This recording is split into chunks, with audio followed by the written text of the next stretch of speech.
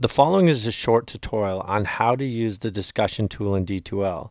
This could be a really great tool during remote learning as it allows you to capture student voice and create discussions within this online platform. As you can see here, I have a discussion set up, and by putting it right within the news, they're just one click away from joining that discussion, and I'm going to show you how to create this today. So to start, we're going to go up to the top and we're going to go into Class Tools and Discussions. Once inside here, you're going to see that you have all these different options. There's a lot of options within this tool, but for remote learning, for what we're going to use it for, I'll just show you the most important ones. It does a lot though. So it's important to understand how everything is organized within this tool. So to start off, if you were to create a new discussion, you can go in here and you have two options: create a new forum, which the forum is basically an overarching folder that will hold all of the topics that the students are going to talk about within that folder. So for instance, Android versus iPhone is the forum, and the questions that they're going to ask are the topics. So that's kind of how it's organized.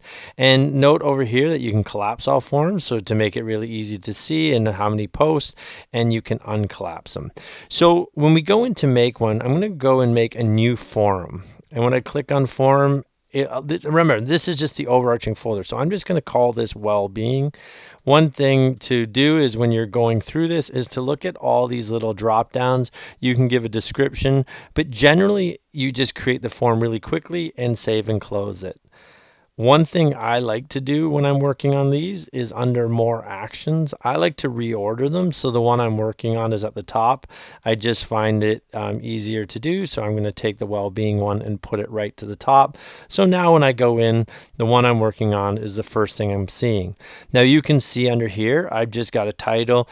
I do not actually have something that the students are going to connect to and add a discussion in. So now I'm going to go to new and I'm going to create the topic. And this is what they're going to discuss.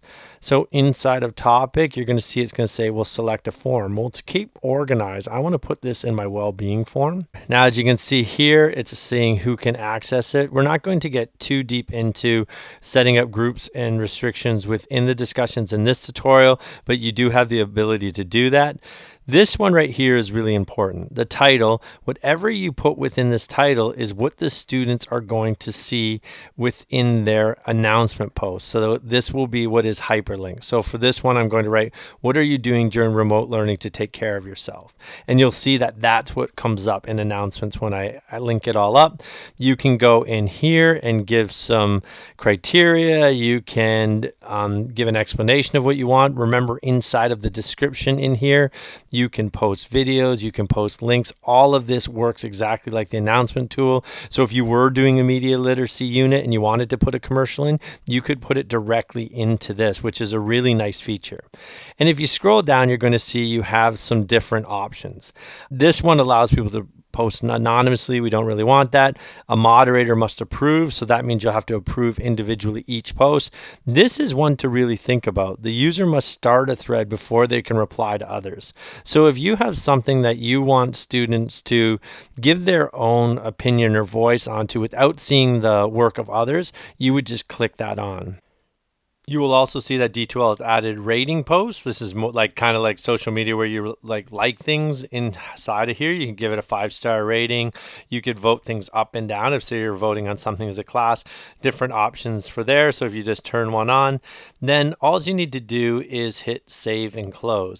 Now, as you can see, we have the forum set up, which is well-being, and inside that forum, we have the topic that the students will answer right here, and any of the information you've added into the description box will appear below, similar to this.